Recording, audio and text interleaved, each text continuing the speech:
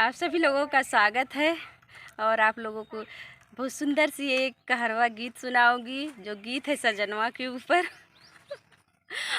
और मैं अकेले बना रही हूँ खेत में वीडियो। मेरे साथ कोई गाने वाला भी नहीं है, क्या करें। कि निदिया से तनी जागा हमार पिया, निदिया से तनी जागा हमार पिया। हमार तुहर जोड़ी सैया ऐसी लगेगी, हमार तुहर जोड़ी सैया ऐसी लगेगी जैसे सुइया में धागा हमार पिया, जैसे सुइया में धागा हमार पिया। निदिया से तनी जागा हमार पिया, निदिया से तनी जागा हमार पिया।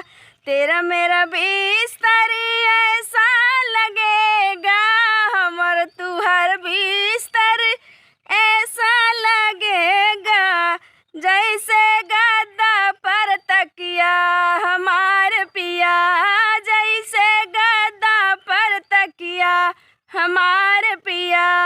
निदिया से तनी जागा हमार पिया, निदिया से तनी जागा हमार पिया।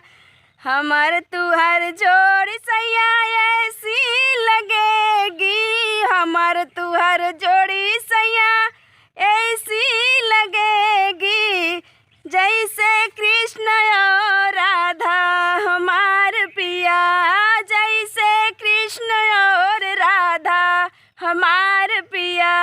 निदिया से तनी जागा हमार पिया, निदिया से तनी जागा हमार पिया, निदिया से तनी जागा हमार पिया।